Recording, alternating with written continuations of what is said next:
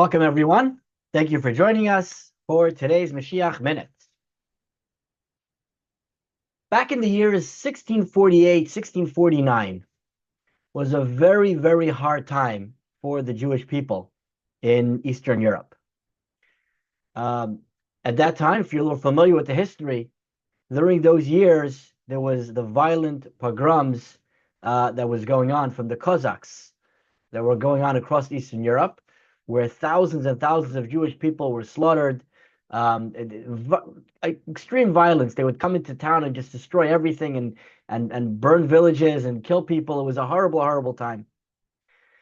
And so after these 2 years, the Jewish people were in a really difficult state. They were just not, they didn't really know like how to move forward. It was a very hard time. It was also around the same time we had the Shabtai Tzvi, who was the false Mashiach, that also brought down the Jewish nation. And so people at that time were really going through a difficult time. And it was into this setting, into this era of history, where a man was born by the name of Yisrael, who later grew up to be Rabbi Yisrael Baal Shem Tov, the famous Baal Shem Tov. He was born in the year 1698, and he started a new era in Jewish life. He really brought the life back to the Jewish people. He brought a joy back to the Jewish people. He brought a sincerity and really a spirit that was missing from the people at that time. He uplifted their spirit and brought them together and was able to create a whole new environment for the Jewish people at that time. So he was born at that time. People were very poor. There was no money. And people were all, going through these difficult times. And he really tried to bring a lot of feeling to the people, bring the people excitement, to bring them a joy in life and a celebration of God and Judaism. And it was during this time that he was, uplifting the people, that he felt this urge to bring about the redemption, to bring about the final redemption, bring the Mashiach that's going to finally release the people from all these horrible things that they're dealing with. So many things that are going on.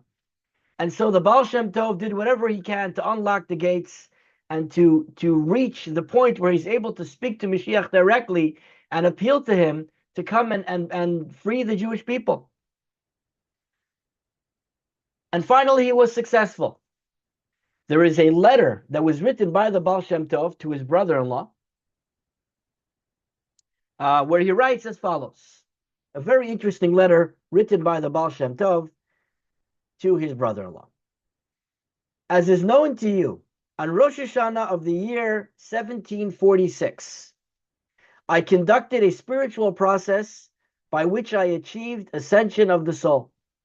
I was able to rise from level to level within the transcendent realm of souls, each housed in a chamber of spiritual delight, until I entered into the heavenly study hall of Mashiach, where Mashiach teaches Torah to the great Tanaim, Tzaddikim, and even the 7 shepherds.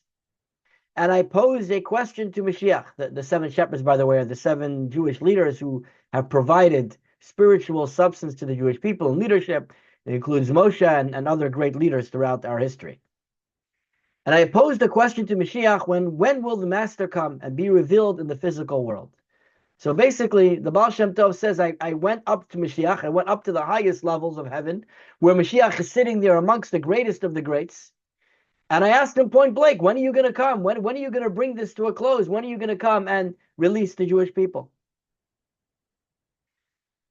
And he responded to me, it is this one thing that you will know when I will arrive. At such time when your teachings, Chassidut, will be publicized and revealed in the world, and your wellsprings of godly knowledge will disperse to the outer perimeters of existence. So in other words, the Mashiach told the Baal Shem Tov, you want to know when is going to be the revelation? You want to know when I'm going to come and redeem the entire world, redeem the Jewish people? It's when your teachings, which the teachings of the Baal Shem Tov is the Chassidut, when your teachings are spread out far and wide, when it reaches the masses, when everybody is able to enjoy, to take pleasure in your teachings, and it really reaches everyone, that's when the redemption is going to come. That's when Mashiach is going to be revealed. And with this, the Baal Shem Tov had a new mission. He was given a mission where he knew exactly what had to get done. He knew what he has to do. He has to go out there and spread these teachings and make sure that around the world, these teachings reach everywhere.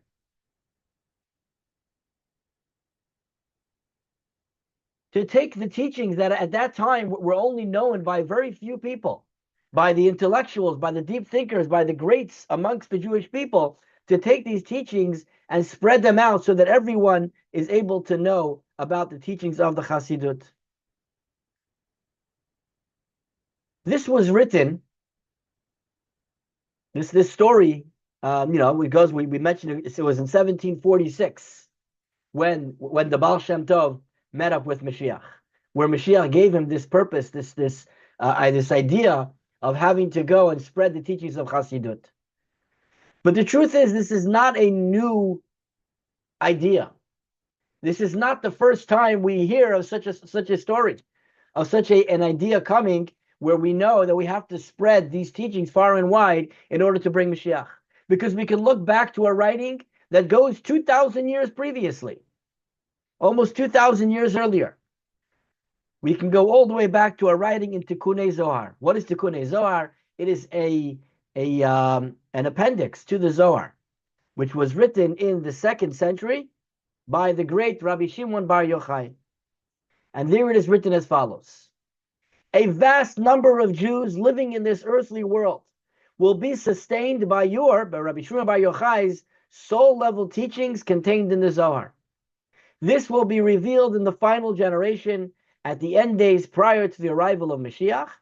It will be in the merit of this study that the verse "proclaim freedom in the land" will be fulfilled. So we see a similar concept here. Rabbi Shimon Bar Yochai was told hundreds, thousands of years previously, almost thousands. He was told that when is Mashiach going to come? When these teachings are spread around the world, which Chassidut is based on the teachings of Rabbi Shimon Bar Yochai, as we'll explain in a moment. This Tikkunei Zohar is further explained in a commentary to the Tikkunei Zohar called Kisei Melech. Kisei Melech was written in the 18th century by a Moroccan Kabbalist by the name of Rabbi Shalom Buzaglo. And he writes as follows regarding this reading that we just had from the Tikkunei Zohar. Behold, many generations have elapsed since the Zohar's teachings have been revealed, but still the son of David, Mashiach, has not yet arrived. So he's asking a question here. We just read in the Tikkunei Zohar that Mashiach's going to come after these teachings are revealed. But he says it's already been revealed. We already have these teachings. But analyze the precise language of the original text that states, they will be sustained from these teachings. This means a specific time when the deep insights of the Zohar will be elucidated and spread out, becoming accessible to the masses. This is sustenance. They will comprehend and take pleasure from the light of these inner dimension teachings of the Torah, which are a delight for the soul and a healing for the body. It is true that one who studies these works, even superficially, has great spiritual reward for their effort and sanctifies the soul with purity. However, the capability of these teachings to signal the arrival of Mashiach, when proclaimed freedom will occur, is dependent on the in-depth and soul-sustaining internalization and application of the wisdom. As we mentioned, the Zohar was written in the 2nd century. But although it was written back then, it got lost. Nobody had access to it for a very long time. For about 1,100 years, we did not have the Zohar. It was hidden on purpose. It was only revealed, it only became public, the Zohar. I guess a few specific people knew about it, but basically it did not become revealed to the public until the 13th century. That's when they kind of revealed this teaching of the Zohar, and people started to learn Kabbalah. But it still wasn't for the masses.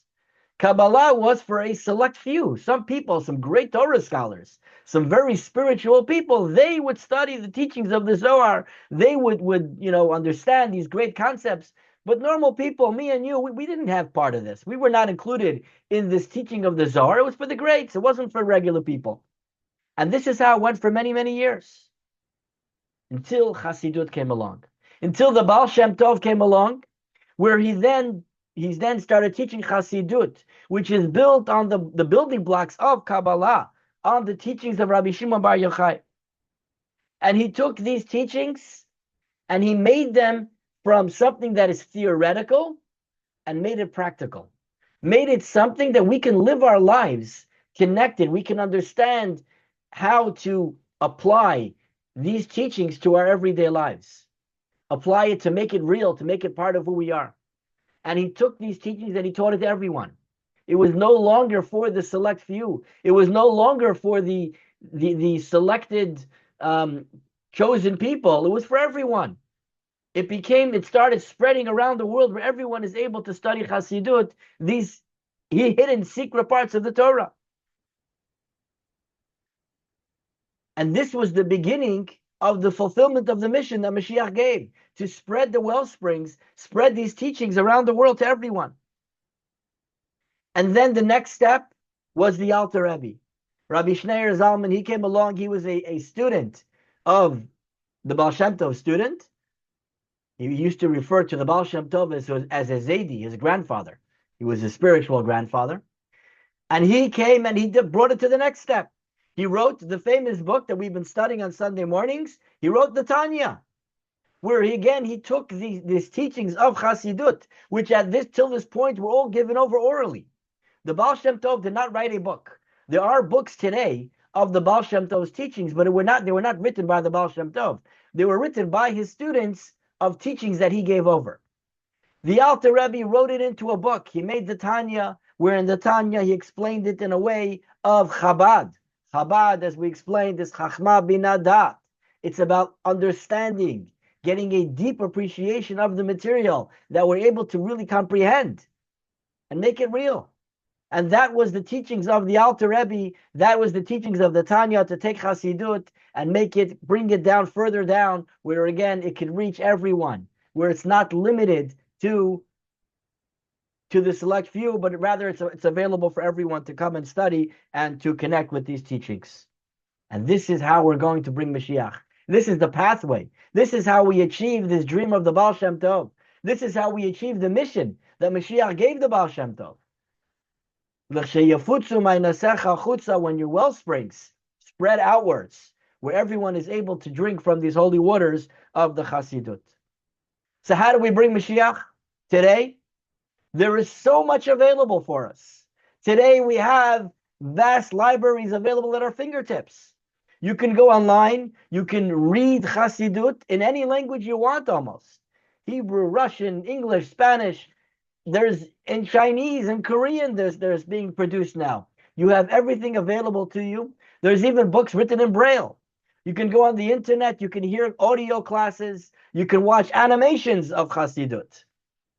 It's all available online, in the stores. It's available to us. You can join a class. You can join in any way you want, and you take part in spreading Chassidut. You learn the teachings. You teach it to another. You spread these ideas. And this is how we're going to bring Mashiach any moment, even today.